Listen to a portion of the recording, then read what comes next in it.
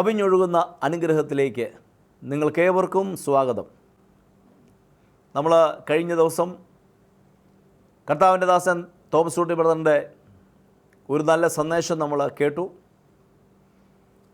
പരിശുദ്ധാത്മാവിൽ നമ്മൾ നിറയണമെന്ന് അതാ കർത്താവ് ആഗ്രഹിക്കുന്നത്.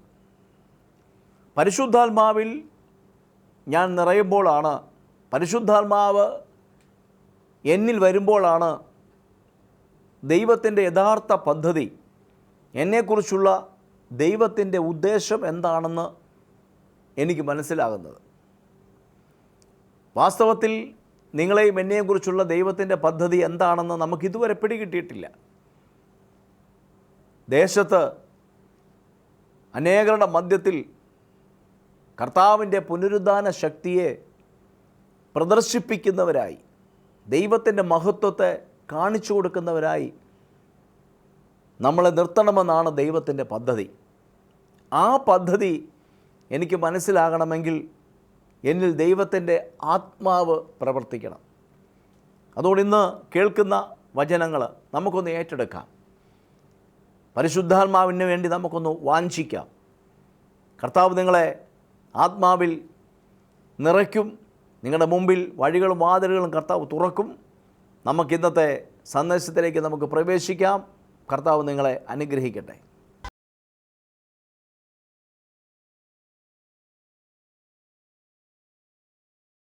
അപ്പോൾ പ്രശ്നങ്ങൾ കാണുമ്പോൾ പ്രശ്നങ്ങളല്ല എന്നിൽ നിറയേണ്ടത്, ആത്മാവിൽ ഞാൻ നിറയണം. പെന്തക്കോസ്ത് നാൾ വന്നപ്പോൾ അവരെല്ലാവരും ഒന്നിച്ചു കൂടിയിരുന്നു. എല്ലാവരും പരിശുദ്ധാത്മാവ്, അഥവാ ദൈവരാജ്യം അവരിൽ തുടങ്ങി. ദൈവം അവരെ ഭരിക്കാൻ തുടങ്ങി. ഇനി എൻ്റെ ബുദ്ധിയോ എൻ്റെ ഇമോഷനോ എൻ്റെ ആകുലമോ എൻ്റെ ഭയമോ എൻ്റെ ഭാരമോ അല്ല എന്നെ നയിക്കുന്നത്, ദൈവവും അവൻ്റെ വചനവും. ആ ബൈബിളൊന്ന് ഉയർത്തിപ്പിടിച്ചിട്ട് പറഞ്ഞ്, ദൈവവും ആ ദൈവത്തിൻ്റെ വചനവും എന്നെ ഭരിക്കും. സ്തോത്രം. അതുകൊണ്ട് നമ്മുടെ മനസ്സിലേക്ക് നിരാശ, ഇതെന്തായിത്തീരുമെന്ന് വരുമ്പോഴേ ഓർത്തോണം, ഏത് രാജ്യം നമ്മളെ കയറുക? ഇരുട്ടിൻ്റെ രാജ്യം. അപ്പം നമുക്ക് ആകുലം വരും, ഭാരം വരില്ലേ? അപ്പം മനസ്സിൽ ഭാരം വരുമ്പോഴേ ഓർത്തോണം, ഏത് രാജ്യം കയറുന്നുണ്ട്? വേറൊരാളോട് അരിശം കയറുമ്പോൾ എന്തോർത്തോണം? അന്നേരം എന്ത് ചെയ്യണം? വെളിച്ചത്തിൻ്റെ രാജ്യത്തിലേക്ക് ഞാൻ കയറണം. അതിനുള്ള ഏറ്റവും നല്ല പണിയാണ് ഈ ദൈവവചനം ഹൃദയത്തിലോട്ട് എടുക്കണം. വചനം കേട്ട എല്ലാവരുടെ മേലും ദൈവത്തിൻ്റെ ആത്മാവ് വന്നു. ഉറക്കപ്പറ. അതാണ് ഗലാത്യ ലേഖനം പറഞ്ഞത്, നിങ്ങൾക്ക് പരിശുദ്ധാത്മാവ് ലഭിച്ചത് വിശ്വാസത്തിൻ്റെ വചനം കേട്ടപ്പോഴല്ലേ. നമ്മൾ ആരുടെയും കൂടെ ഇരുന്ന് അവർ പറയുന്ന നിരാശയുടെ വാക്ക് കേട്ടാൽ മറുപടി പറയാതെ പോന്നാൽ ആ രാജ്യം നിങ്ങളിൽ കയറും. ഒരാൾ വന്നിട്ട് എന്നാ ചെയ്യാനാന്ന്, ഈ പ്രാർത്ഥിച്ചിട്ടൊന്നും വന്നിട്ട് യാതൊരു ഗുണവുമില്ല, ആ വിഷയം ഇങ്ങനെ ഈ വിഷയം ഇങ്ങനെ, അത് പറയുമ്പോൾ ശരിയാ കേട്ടോന്ന് ഒറ്റ വാക്ക് പറഞ്ഞാൽ മതി. ആര് കയറും? ഇരുട്ടിൻ്റെ രാജ്യം. അതോടുകൂടെ നമ്മളും ഡിമ്മടിക്കും. അടുത്തിരിക്കുന്ന ആൾ പറഞ്ഞാട്ടെ, ദൈവരാജ്യം എന്ന് പറയുന്നതും ഇരുട്ടിൻ്റെ രാജ്യം എന്ന് പറയുന്നതും ഹൃദയത്തിൻ്റെ അവസ്ഥയാണ്.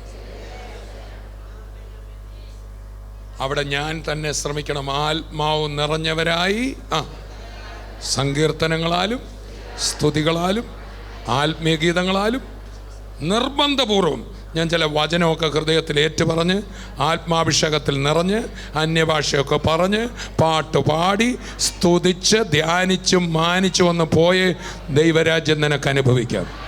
അതുകൊണ്ടാണ് ആ ജയിലിൽ കിടന്നപ്പോൾ ജയിലിൻ്റെ സാഹചര്യം അവരുടെ മനസ്സിനെ ഭരിക്കാൻ അവർ സമ്മതിച്ചോ? ഇല്ല. അവരർദ്ധരാത്രിക്ക് എന്ത് ചെയ്തു? പ്രാർത്ഥിച്ചു. ആദ്യം പ്രാർത്ഥിച്ചു എന്ന് പറഞ്ഞാൽ, പ്രാർത്ഥന എന്ന് പറഞ്ഞാൽ അയ്യോ പത്തോ എന്ന് പറഞ്ഞ് കുറേ നേരം ഇരുന്ന് പറയുന്നതല്ല. ദൈവം പ്രവർത്തിക്കുമെന്ന് വിശ്വാസത്താൽ ചെയ്യുന്നതാണ് പ്രാർത്ഥന. അപ്പം ഞാൻ പ്രാർത്ഥിച്ച കാര്യം എന്തു ചെയ്യും? ഒരു വാക്ക് പറഞ്ഞ് ഇനി കർത്താവ് ചെയ്തോളും. അങ്ങനെയാണെങ്കിൽ ഒരു പ്രാർത്ഥന 100 ദിവസം പ്രാർത്ഥിക്കേണ്ട, 100 പ്രാവശ്യം പ്രാർത്ഥിക്കേണ്ട. പ്രാർത്ഥിച്ച് കർത്താവിൻ്റെ കൈ കൊടുത്ത് നമ്മൾ ഫ്രീ ആകണം. വിശ്വാസത്തോടെ പ്രാർത്ഥിക്കുക. ഉറക്കെ വിശ്വാസത്തോടെ പ്രാർത്ഥിക്കുക എന്ന് പറഞ്ഞാൽ അതിൻ്റെ അർത്ഥം തന്നെ പ്രാർത്ഥന നിർത്തുക. വിശ്വാസത്തോടെ പ്രാർത്ഥിക്കുന്നവരെന്ത് ചെയ്യും? ഉറക്കെ പറയൂ. പ്രാർത്ഥന. വിശ്വാസത്തോടെ അല്ല പ്രാർത്ഥിക്കുന്നെങ്കിൽ എന്ത് ചെയ്യും? പിന്നെയും പിന്നെയും എന്ത് ചെയ്യും? പലരെ കൊണ്ട് എന്ത് ചെയ്യും? വിശ്വാസമുള്ളവരോ ഒറ്റ പ്രാവശ്യം ആരോട് പറയും? ഈ കർത്താവിന് ശക്തി ഉണ്ടെന്നും കർത്താവ് നടത്തുമെന്നും വിശ്വസിച്ച് കർത്താവെ വിട്ടു കേട്ടോ. എല്ലാവരും പറഞ്ഞ കർത്താവെ വിട്ടു കേട്ടോ. പറ പറ പറ പറ ആ വിഷയം വിട്ടു കേട്ടോ. അതാണ് നമ്മൾ പറയുന്നത്. നിങ്ങളുടെ ആവശ്യങ്ങൾ സ്തോത്രത്തോടെ വിട്ടുകേട്ടോ എന്ന് പറയണം. അപ്പോൾ സകല ബുദ്ധിയെയും നിങ്ങളുടെ ഹൃദയങ്ങളിലേക്ക് വന്ന് നിറയും. ദൈവരാജ്യം പിന്നെയും നിങ്ങളുടെ ഇടയിൽ നിറയും. എന്നിട്ട് പറയാം, ഒടുവിൽ സൽകീർത്തമായതൊക്കെ സൽഗുണമായതൊക്കെയും ചിന്തിപ്പീൻ. നിങ്ങളുടെ മനസ്സ് പ്രാർത്ഥിച്ച് വിടുതലായ മാത്രം പോരാ, പിന്നെ ഭാരം കയറ്റാൻ സമ്മതിക്കരുത്. നിങ്ങളുടെ ഹൃദയത്തിൽ വാക്യങ്ങൾ പറയണം, സ്തോത്രം ചെയ്യണം, പാട്ട് പാടണം. അങ്ങനെ ചെയ്തുകൊണ്ടിരിക്കുമ്പോൾ അതാണ് പ്രാർത്ഥിച്ചു പാടി സ്തുതിച്ചു. ഉറക്കെ പറ. അപ്പൊ ശരിയായ പ്രാർത്ഥന കഴിഞ്ഞാൽ ഏത് വരും? ഇനി 5 മിനിറ്റ് പ്രാർത്ഥിച്ചു ഇനിയും പാടാം, അങ്ങനെയല്ല. ശരിയായ പ്രാർത്ഥന ഏതിലേക്ക് നടത്തും? തന്നെ പാടും, തന്നെ പാടും, തന്നെ പാടും. ആ പാട്ട് കഴിയുമ്പോൾ എന്ത് സംഭവിക്കും? ഏതാണ്ട് ഒച്ചയൊക്കെ അവിടെയൊക്കെ കേൾക്കും. ഏതാണ്ട് കിണുകിണമെന്ന് ഒച്ചയൊക്കെ കേൾക്കും. കിറോ എന്നൊക്കെ കേൾക്കും. ഒരു കുലുക്കമൊക്കെ അവിടെ സംഭവിക്കും. നിന്റെ അകത്തിരിക്കുന്ന പ്രാർത്ഥനയുടെ ശക്തി, നിന്റെ സ്തുതിയുടെ ശക്തി, ദൈവരാജ്യത്തിൻ്റെ ശക്തി, ഇരുട്ടിൻ്റെ കെട്ടുകളെ പൊട്ടിക്കുന്ന ശക്തി. കരമടിച്ച് വായു തുറന്ന് കർത്താവിനെ സ്തുതിക്കാം.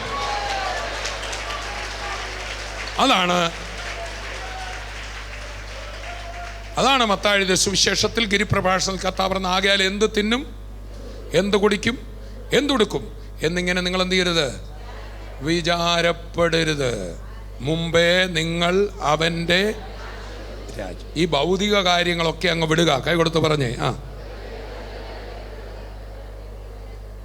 എന്തുടുക്കും, എന്ത് കുടിക്കും, അതെല്ലാം വിട്ടിട്ട് ആത്മാവിൽ നിറയുക.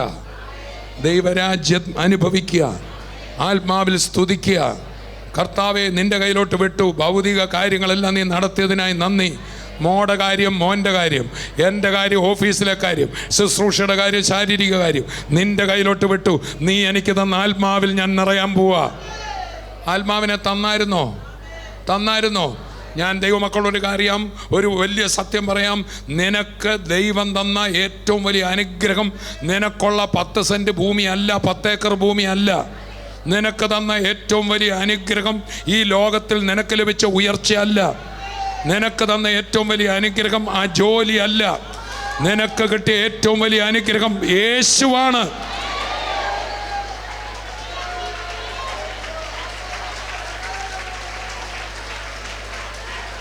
ആ യേശു തൻ്റെ രക്തം വിലയായി കൊടുത്ത് മേടിച്ചെനിക്കും നിനക്കും തന്ന ഏറ്റവും വലിയ അനുഗ്രഹം പരിശുദ്ധാത്മാവാണ്.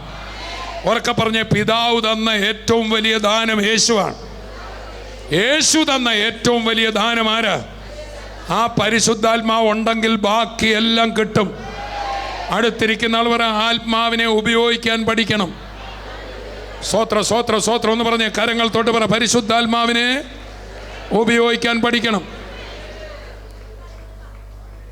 1 കോടി രൂപ നമുക്ക് വേണ്ടി നമ്മളെ സ്നേഹിക്കുന്ന ഒരാൾ ബാങ്കിലിട്ടിട്ട്, അല്ലെങ്കിൽ നമ്മുടെ അപ്പൻ ബാങ്കിലിട്ടിട്ട് അതിൻ്റെ ATM കാർഡ് എടുത്ത് നമ്മുടെ കയ്യിൽ തന്നു. ഒടുവിൽ ATM കാർഡ് വെച്ചുകൊണ്ട് പറയുക, ഈ അച്ചായൻ ഇത്രയും നാൾ ഇതെല്ലാം ചെയ്തിട്ട് ആ പാടെ എനിക്ക് തന്ന ഏതാ? ഒരു കാർഡാ. കൈ കൊടുത്തോറ ഉപയോഗിക്കാൻ പഠിക്കണം. കയ്യെ പിടിച്ചിട്ട് പറ, വചനം ഉപയോഗിക്കാൻ പഠിക്കണം. വാഗ്ദത്തങ്ങൾ ഉപയോഗിക്കാൻ പഠിക്കണം. കിട്ടിയ അഭിഷേകം ഉപയോഗിക്കാൻ പഠിക്കണം. ആത്മാവിൽ നിറയാൻ പഠിക്കണം. ദൈവരാജ്യത്തിൽ ജീവിക്കാൻ പഠിക്കണം.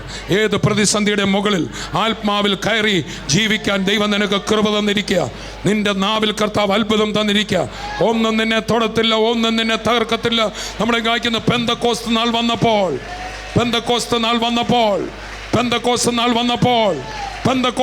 വന്നു. അടുത്തിരിക്കുന്ന ആളെ നിന്റെ നാൾ വന്നു. പെന്തക്കോസ്ത് നാൾ എന്ന് പറഞ്ഞാൽ പെന്തക്കോസ്തുകാരുടെ നാളെന്നല്ല. പെന്തക്കോസ്ത് നാളെന്ന് പറഞ്ഞാൽ ഏതോ ഒരു കൂട്ടരുടെ നാളെന്നല്ല. നിന്റെ നാൾ വന്നു. മാനവജാതിയിലേക്ക് ഹോളി സ്പിരിറ്റ് മടങ്ങി വന്നു.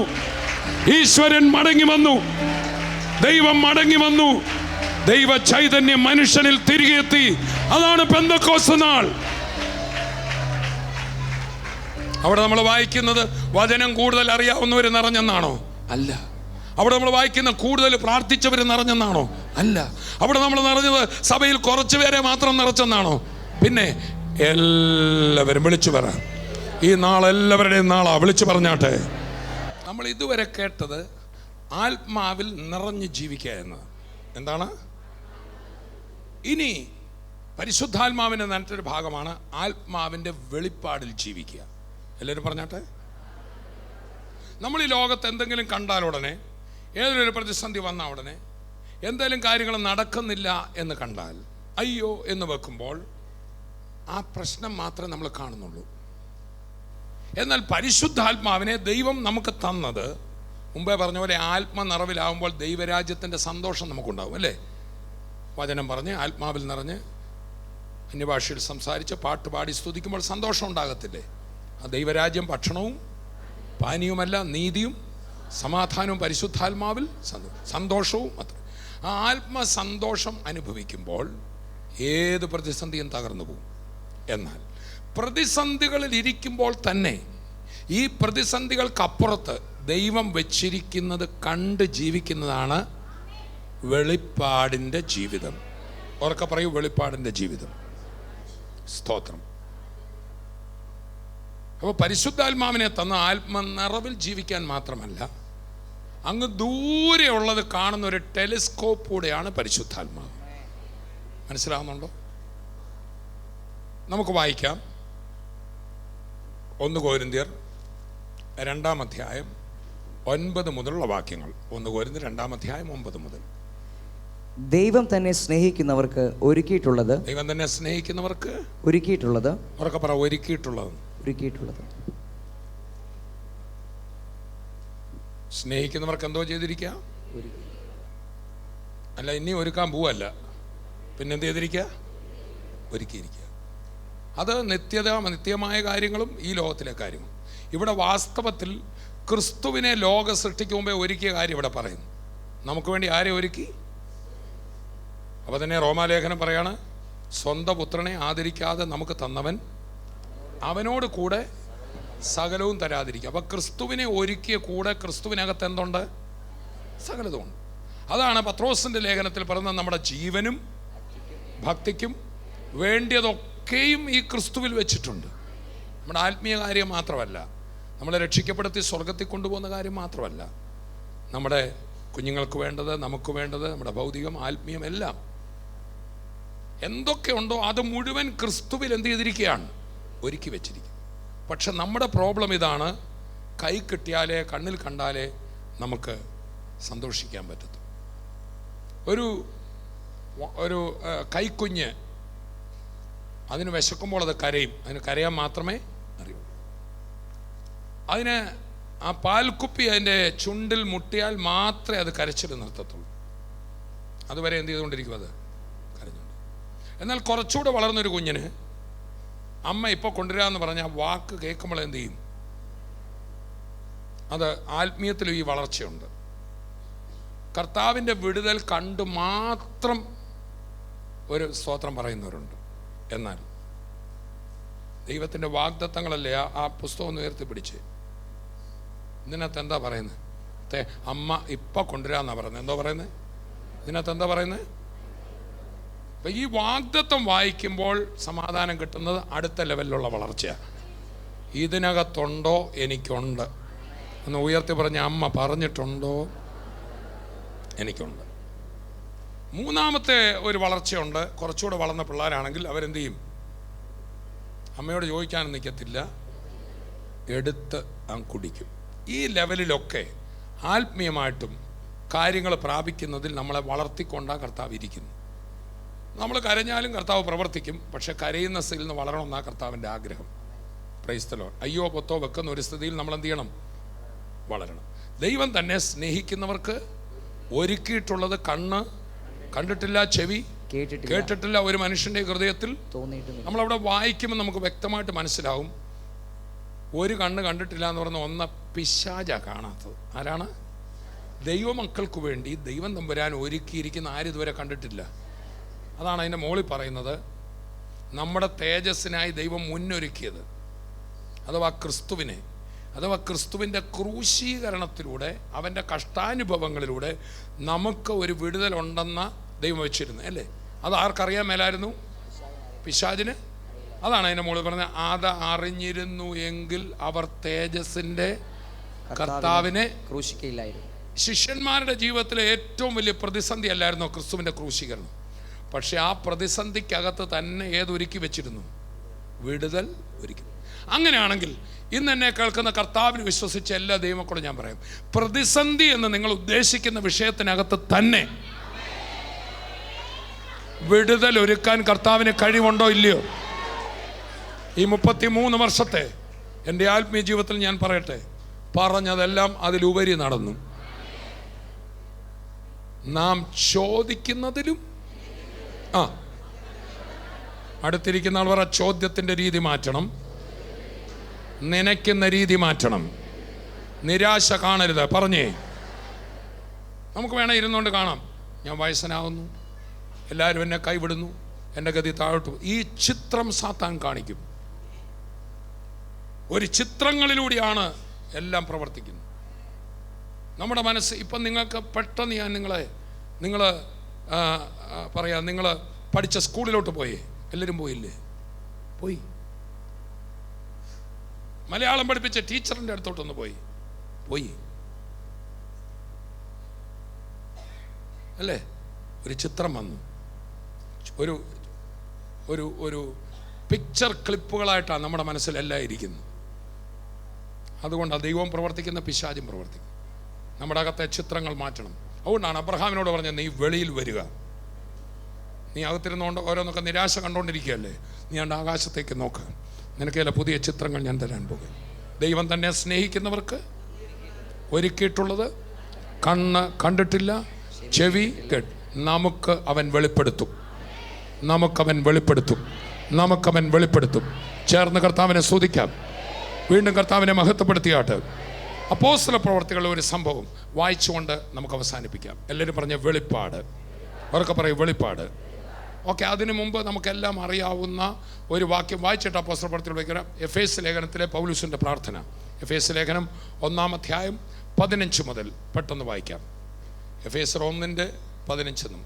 അത് നിമിത്തം ഞാനും നിങ്ങൾക്ക് കർത്താവായ യേശുവിലുള്ള വിശ്വാസത്തെയും സകല വിശുദ്ധന്മാരോടുമുള്ള സ്നേഹത്തെയും കുറിച്ച് കേട്ടിട്ട് നിങ്ങൾക്ക് വേണ്ടി ഇടവിടാതെ സ്തോത്രം ചെയ്ത് എൻ്റെ പ്രാർത്ഥനയിൽ നിങ്ങളെ ഓർത്തും കൊണ്ട് നമ്മുടെ കർത്താവായ യേശു ക്രിസ്തുവിൻ്റെ ദൈവവും മഹത്വവുമുള്ള പിതാവുമായവൻ നിങ്ങൾക്ക് തന്നെക്കുറിച്ചുള്ള പരിജ്ഞാനത്തിൽ ജ്ഞാനത്തിൻ്റെയും വെളിപ്പാടിൻ്റെയും ആത്മാവിനെ തരേണ്ടതിന്. എന്തോത്തിന് വേണ്ടിയാ പൗലോസ് പ്രാർത്ഥിക്കുന്നത്? നിങ്ങളുടെ കാര്യങ്ങളെല്ലാം നടക്കാൻ വേണ്ടിയാണോ? ഇപ്പോഴത്തെ പ്രശ്നം മാറാനാണോ? അല്ല. ആ പ്രശ്നത്തിനപ്പുറത്ത് ദൈവം വെച്ചിരിക്കുന്ന വിടുതൽ ഇപ്പോഴേ കാണാൻ. ഒരു ഹല്ലേലൂയ പറഞ്ഞാൽ, സെരുബാബേലിന്റെ മുമ്പിൽ നിൽക്കുന്ന മഹാപർവ്വതത്തിന് അപ്പുറത്ത് അത് മറിഞ്ഞ് താഴെ നിനക്കൊരു സമഭൂമിയായി കിടക്കുന്ന കാണാൻ. അപ്പൊ പരിശുദ്ധാത്മാ നിറവിൽ സന്തോഷത്തിൽ ജീവിക്കുക മാത്രമല്ല, പരിശുദ്ധാത്മാവിനെ തന്ന എന്താണ്? കാണാൻ. ഉറക്കെ പറഞ്ഞേ. അപ്പൊ പരിശുദ്ധാത്മാവിനിൽ സന്തോഷവും സമാധാനവും തരിക മാത്രമല്ല, അപ്പുറത്തേക്ക്, പിന്നെ ദൂരേക്ക് ചിലത് കാണാൻ നമുക്കോ ദൈവം തൻ്റെ ആത്മാവിനാൽ വെളിപ്പെടുത്തിയിരിക്കുന്നു. ഇവിടെ പറയണം, നിങ്ങൾക്ക് തന്നെക്കുറിച്ചുള്ള പരിജ്ഞാനത്തിൽ ജ്ഞാനത്തിൻ്റെയും വെളിപ്പാടിൻ്റെയും ആത്മാവിനെ തരേണ്ടതിനും. അടുത്ത വാക്യം, നിങ്ങളുടെ ഹൃദയദൃഷ്ടി പ്രകാശിപ്പിച്ചിട്ട് അവന്റെ വിളിയാലുള്ള ആശ ഇന്നതെന്നും വിശുദ്ധന്മാരിൽ അവന്റെ അവകാശത്തിന്റെ മഹിമാധനം ഇന്നതെന്നും അവന്റെ ബലത്തിൻ വല്ലഭത്വത്തിന്റെ വ്യാപാരത്താൽ വിശ്വസിക്കുന്ന നമുക്ക് വേണ്ടി വ്യാപരിക്കുന്ന അവന്റെ ശക്തിയുടെ അളവറ്റ വലിപ്പം ഇന്നതെന്ന് നിങ്ങൾ അറിയേണ്ടതിനും പ്രാർത്ഥിക്കുന്നു. ഒന്നും പുതുതായിട്ട് ലഭിക്കാനല്ല ഇവിടെ പ്രാർത്ഥിക്കുന്നു, കരുതി വെച്ചതൊക്കെ കാണാനുള്ള ഒരു കണ്ണ്. ചേർന്ന് കർത്താവിനെ സ്തുതിക്കാം. ദൈവത്തിൻ്റെ പൈതലേ, ഇന്ന് നമുക്ക് ആവശ്യം വെളിപ്പാട്. അടുത്തിരിക്കുന്ന ആളവർ ആത്മാവിനെ പ്രാപിക്കുക, ആത്മാവിൽ നിറയുക, ശ്രേഷ്ഠവരങ്ങളെ വാഞ്ചിക്കുക. നിന്റെ ഒരു വിഷയവും നിന്നെ തകർക്കത്തില്ല. പ്രശ്നമെന്ന് നിനക്ക് തോന്നുന്ന പ്രശ്നമല്ല, പ്രതിസന്ധി എന്ന് നിനക്ക് തോന്നുന്ന പ്രതിസന്ധി അല്ല, അതിനപ്പുറത്തെന്തോ കർത്താവ് ഒരുക്കിയിട്ടുണ്ട്. നിനക്ക് പ്രശ്നം വരത്തില്ല, നിനക്കൊരു വിഷയവും വരത്തില്ല. വിഷയമെന്ന് പറയുന്നത് നിന്റെ ഏറ്റവും വലിയ അനുഗ്രഹമായിരിക്കും. ആർപ്പോടെ കർത്താവിനെ സ്തുതിക്കാം. വെളിപ്പാട്, വെളിപ്പാട്, ഉറക്കെ പറയൂ, വെളിപ്പാട്. നല്ല അനുഗ്രഹിക്കപ്പെട്ട ഒരു മെസ്സേജും കൂടെ നമ്മൾ ഇന്ന് കേട്ടു. പ്രിയമുള്ളവരെ, ദൈവത്തിൻ്റെ ആത്മാവിൽ നമുക്കൊന്ന് നടക്കാം. അപ്പോസ്തലനായ പൗലോസ് അപ്പോസ്തല പ്രവർത്തികൾ പറയുന്നൊരു കാര്യമുണ്ട്, ഞാൻ ആത്മാവിനാൽ ബന്ധിക്കപ്പെട്ടവനായിരിക്കുന്നു. പരിശുദ്ധാത്മാവിൽ ബന്ധിക്കപ്പെടുക എന്ന് പറഞ്ഞാൽ പിന്നെ എന്നെ നടത്തുന്നത് ദൈവത്തിൻ്റെ പരിശുദ്ധാത്മാവാണ്. പരിശുദ്ധാത്മാവ് ഒരിക്കലും നാശത്തിലേക്ക് നമ്മളെ നടത്തത്തില്ല. നമ്മുടെ ജീവിതത്തിൽ ദോഷം വരുന്ന ഒരു കാര്യത്തിലേക്കും ദൈവത്തിൻ്റെ ആത്മാവ് നമ്മളെ നടത്തത്തില്ല. ദൈവാത്മാവ് എന്നെ നടത്തുന്നത് അനുഗ്രഹത്തിലേക്കാണ്. അതുകൊണ്ട് ഇന്ന് ഈ കേട്ട ദൈവവചനങ്ങൾ വിശ്വാസത്തോടെ ഒന്ന് ഏറ്റെടുത്ത് ദൈവത്തിൻ്റെ ആത്മാവിൽ നിറഞ്ഞ്, പരിശുദ്ധാത്മാവിൽ നിറഞ്ഞ് ഭാരങ്ങളും പ്രയാസങ്ങളും എല്ലാം ഒന്ന് മാറ്റി കർത്താവിലുള്ള പൂർണ്ണ വിശ്വാസത്തോടും ധൈര്യത്തോടും കൂടി ഒന്ന് മുൻപോട്ട് പോയാൽ ദൈവം ഒരുക്കി വച്ചിരിക്കുന്ന വഴികളും വാതിലുകളും നമ്മുടെ മുമ്പിൽ വെളിപ്പെട്ട് വരും. നമ്മുടെ കൂടെ എന്നും നിത്യമായി നടക്കുന്ന ഈ പരിശുദ്ധാത്മാവ് നമ്മുടെ കൂടെ ഉണ്ടെങ്കിൽ നമ്മളെല്ലാ ദിവസവും അത്ഭുതങ്ങൾ കാണും. നമുക്കൊരു നിമിഷം നമുക്ക് നമ്മുടെ കണ്ണുകളെ അടയ്ക്കാം, നമുക്ക് പ്രാർത്ഥിക്കാം. കർത്താവെ, ഞങ്ങൾ ഒരുമിച്ച് ചേർന്ന് പ്രാർത്ഥിക്കുന്നു. കർത്താവെ, അങ്ങയുടെ വാഗ്ദത്തമാകുന്ന പരിശുദ്ധാത്മാവിൽ നിറഞ്ഞ് ആ അപ്പോസ്തലനായ പൗലോസ് പറഞ്ഞതുപോലെ ഞാൻ ആത്മാവിനാൽ ബന്ധിക്കപ്പെട്ടിരിക്കുന്നു എന്ന് പറഞ്ഞതുപോലെ ആത്മാവിൽ ബന്ധിക്കപ്പെട്ടവരായി നടക്കുവാൻ, പരിശുദ്ധാത്മാവിൻ്റെ പൂർണ്ണമായ നിയന്ത്രണത്തിൽ നടക്കുവാൻ ഞങ്ങളെ ഓരോരുത്തരെയും അങ്ങ് സഹായിക്കണമേ. യേശുവിൻ്റെ നാമത്തിൽ അഭിഷേകത്തിൻ്റെ ശക്തി വ്യാപരിക്കുമ്പോൾ എല്ലാ പ്രയാസങ്ങളും എല്ലാ പ്രശ്നങ്ങളും ഓരോ വ്യക്തിയുടെയും ജീവിതത്തിൽ നിന്ന് മാറിപ്പോകട്ടെ. യേശുവിൻ്റെ നാമത്തിൽ എല്ലാ ഇടുക്കങ്ങളും മാറട്ടെ. എല്ലാ ഭാരങ്ങളും ഇപ്പോൾ തന്നെ വിട്ടുമാറട്ടെ. എല്ലാ നിരാശകളും യേശുവിൻ്റെ നാമത്തിൽ ഇപ്പോൾ തന്നെ മാറട്ടെ. കർത്താവെ, വലിയ പ്രതീക്ഷയും പ്രത്യാശയും നിൻ്റെ മക്കൾക്ക് കർത്താവ് നൽകണമേ. ശാരീരികമായിട്ടുള്ള എല്ലാ പ്രയാസങ്ങളും ഇപ്പോൾ തന്നെ യേശുവിൻ്റെ നാമത്തിൽ സൗഖ്യമാകട്ടെ, സൗഖ്യമാകട്ടെ. യേശുവിൻ്റെ നാമത്തിൽ ഓരോ മക്കളെയും അനുഗ്രഹിക്കുന്നു. കർത്താവെ, ഞങ്ങളുടെ കരം ഓരോരുത്തരും തൊട്ട് സൗഖ്യമാക്കുന്നതിനായി സ്തോത്രം. ശരീരങ്ങളിൽ ഇപ്പോൾ തന്നെ ജീവൻ വ്യാപരിക്കുന്നതിനായി സ്തോത്രം. നടക്കാൻ മേലാത്തവർ നടക്കട്ടെ, ഇരിക്കാൻ മേലാത്തവർ ഇരിക്കട്ടെ, എഴുന്നേൽക്കാൻ ബുദ്ധിമുട്ടുള്ളവർ എഴുന്നേൽക്കട്ടെ. യേശുവിൻ്റെ നാമത്തിൽ എന്തെല്ലാം പ്രയാസങ്ങളുണ്ടോ അതെല്ലാം ഇപ്പോൾ തന്നെ വിട്ടുമാറട്ടെ. കർത്താവെ, അങ്ങ് സൗഖ്യമാക്കുന്നതിനായി സ്തോത്രം. വായിലുള്ള എല്ലാ ബുദ്ധിമുട്ടുകളും മോണയുടെ എല്ലാ പ്രയാസങ്ങളും യേശുവിൻ്റെ നാമത്തിൽ ഇപ്പോൾ തന്നെ സൗഖ്യമാകട്ടെ, സൗഖ്യമാകട്ടെ. സർജറികൾ മാറിപ്പോകട്ടെ. സാമ്പത്തികമായ വലിയ വിടുതലുകൾ ഉണ്ടാകട്ടെ. വഴികൾ തുറക്കട്ടെ. യേശുവിൻ്റെ നാമത്തിൽ ഇന്നെന്നെ കേൾക്കുന്ന ആരുടെയോ ഏറ്റവും അടുത്ത ബന്ധു ജയിലിൽ കിടക്കുക, യേശുവിൻ്റെ നാമത്തിൽ ഇപ്പോൾ തന്നെ ആ ജയിലിൽ നിന്ന് ആ വ്യക്തി വെളിയിൽ വരട്ടെ. അത്ഭുതം നടക്കട്ടെ യേശുവിൻ്റെ നാമത്തിൽ. കർത്താവിൻ്റെ കരം ഇപ്പോൾ തന്നെ തൊടുന്നതിനായി സ്തോത്രം. യേശുവിൻ്റെ നാമത്തിൽ അനുഗ്രഹിക്കുന്നു. കർത്താവ് അഭിഷേകത്തിൽ ഞങ്ങളെ നിറച്ച് അവിടുന്ന് നടത്തുന്നതിനായി സ്തോത്രം. യേശുവിൻ്റെ നാമത്തിൽ തന്നെ ആമേൻ. കർത്താവ് നിങ്ങളെ ധാരാളമായി അനുഗ്രഹിക്കട്ടെ. നിങ്ങളുടെ ജീവിതത്തിൽ കർത്താവ് ചെയ്യുന്ന വിടുതലുകൾ, നിങ്ങളുടെ ഭവനത്തിൽ കർത്താവ് ചെയ്യുന്ന വലിയവ ഞങ്ങളെ വിളിച്ച് നിങ്ങളെ അറിയിക്കുക. അത് കേൾക്കുന്നതാണ് ഇതൊക്കെ നടത്തുവാൻ ഞങ്ങൾക്കുണ്ടാകുന്ന ആ പ്രചോദനം. അതുകൊണ്ട് ഈ താഴെ കാണുന്ന നമ്പറുകളിൽ നിങ്ങൾ ഞങ്ങളെ വിളിക്കുക. കർത്താവ് നിങ്ങളെ അനുഗ്രഹിക്കട്ടെ. നമുക്ക് വീണ്ടും കാണാം. God bless you.